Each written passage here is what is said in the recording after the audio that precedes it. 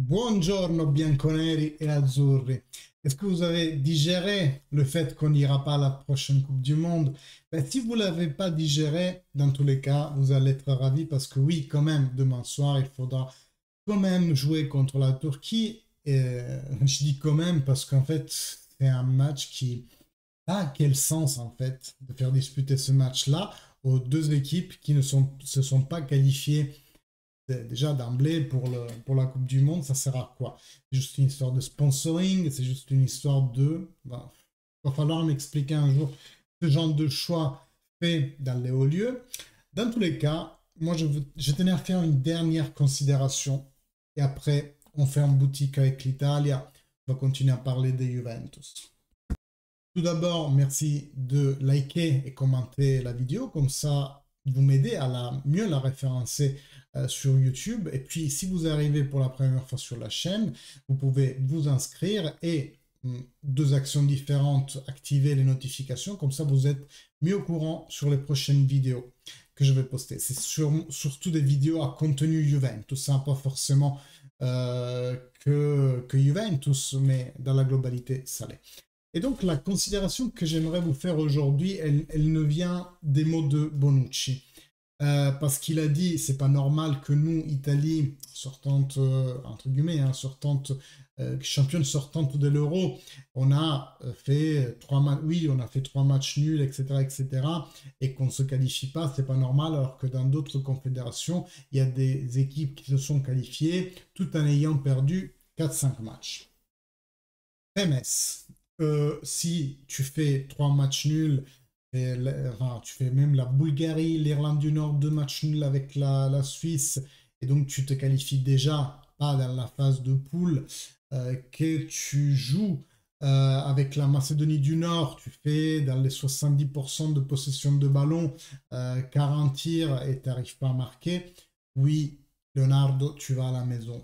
Ça doit être le départ de base en fait de cette discussion que je vais vous faire.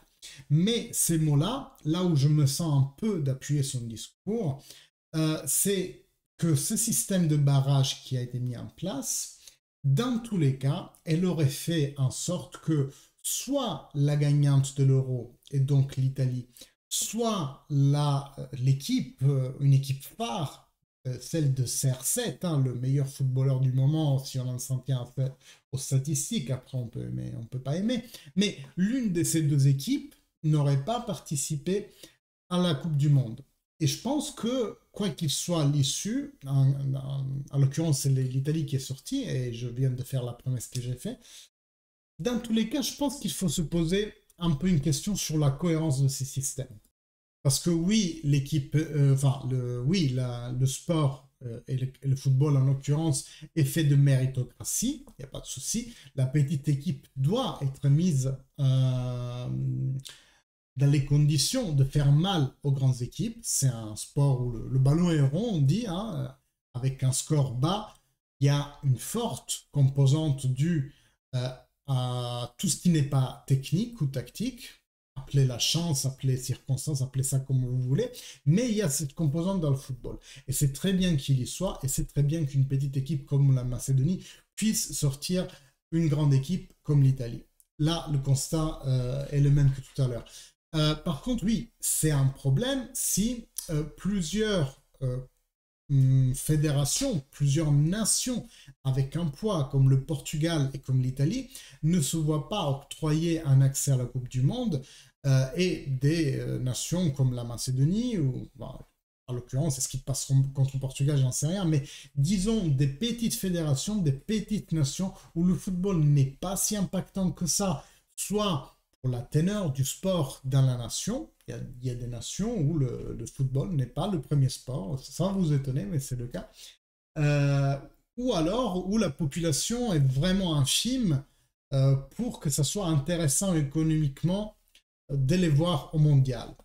Exemple, je ne sais pas moi, Città del Vaticano à la Coupe du Monde. Et qui va jouer? Les gardes suisses, vous voyez ce que je veux dire? C'est des nations tellement petites, un nombre de personnes qui, est-ce que ça a un sens, un intérêt économique qu'elle soit à la Coupe du Monde? Et donc, cette discussion, je la fais vraiment d'un point de vue global, non pas forcément parce que c'est l'Italie qui est sortie.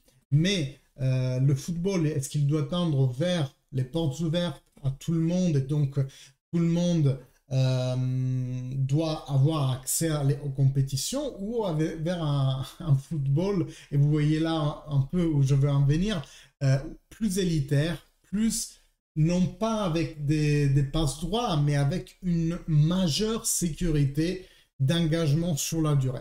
Je m'explique. Oui, tout le monde doit avoir accès aux compétitions. C'est le b.a.-ba du sport, c'est le fait que la compétition doit être ouverte à tout le monde, doit être méritocrate.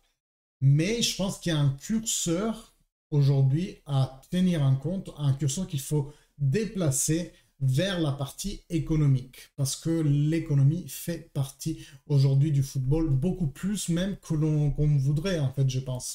Et ce pouvoir économique, c'est vous et moi qui le mettons en place en regardant 2 matchs à la télé, ou en allant au stade, ou en achetant un t-shirt de l'Italie plutôt que de la Juventus ou autre. Il y a un bassin d'utilisation, donc il y a un intérêt, il y a du marketing derrière, il y a des sous.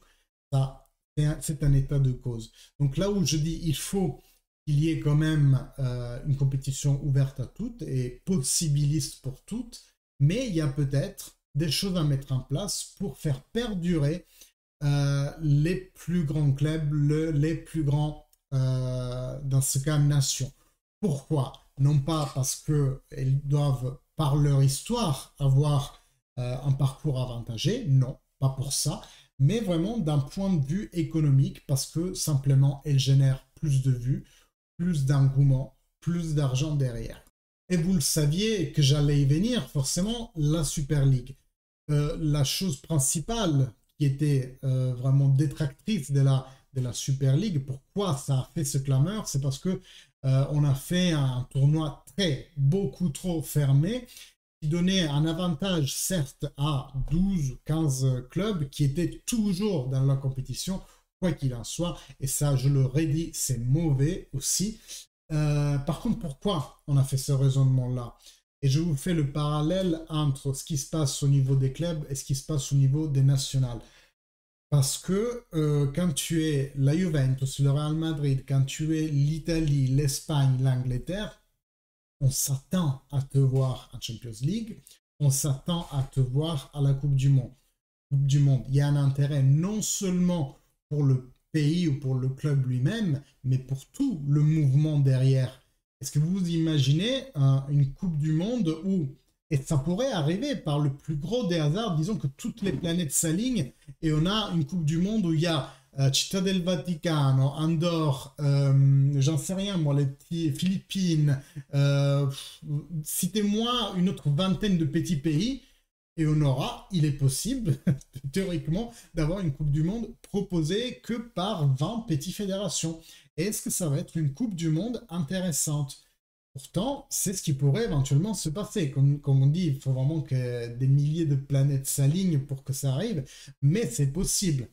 Tout autant qu'une Champions League composée de clubs de moitié classement, et pareil, c'est possible si une année, tous les grands clubs se cassent la gueule et ne vont pas en Champions League, l'année d'après, il est possible qu'on ait une Champions League avec pas que de gros, enfin, des petits clubs à la place des gros. C'est tout à fait possible.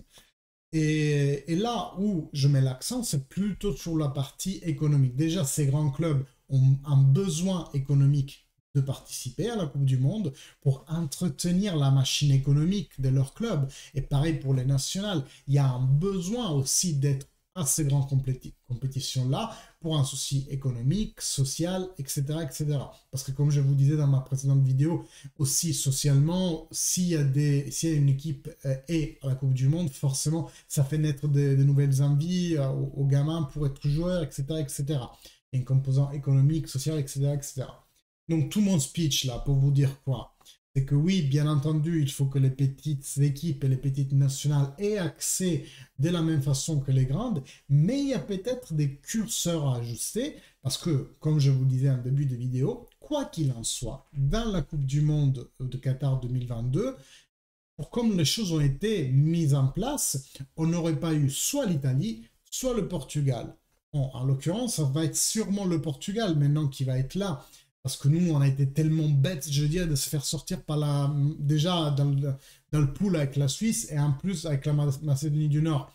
Mais bon, en l'occurrence, est-ce que c'est vraiment envisageable que ça soit l'Italie et le Portugal à se partager une seule place à la Coupe du Monde? C'est ça la réflexion que je veux lancer. Et je répète encore une fois, au cas où ça n'était pas clair, oui, on est sorti contre la Macédonie du Nord. Oui, on mérite de ne pas aller à la Coupe du Monde 2022. Et oui, de toute façon, tout petit club doit avoir ses chances de rentrer à la Coupe du Monde. Je voulais juste vous partager cette impression à moi. Et après quoi, on va vraiment continuer à parler d'Italie. Je ne sais pas si je vous fais une vidéo. Enfin non, on va commencer. Pardon, on va reprendre nos discussions de Juventus, pas dans cette vidéo. Je ne sais pas si je vous en fais une autre aujourd'hui ou alors j'attends demain, suivant les choses dont j'aurais envie de parler. Si vous avez envie que je vous parle de quelque chose, n'hésitez pas dans les commentaires à me le faire savoir. Merci à tous et fino alla fine, Forza Italia et malheureusement, malheureusement pour ce qu'on va moi le dire prochainement, Forza Italia aussi. Ciao les gars.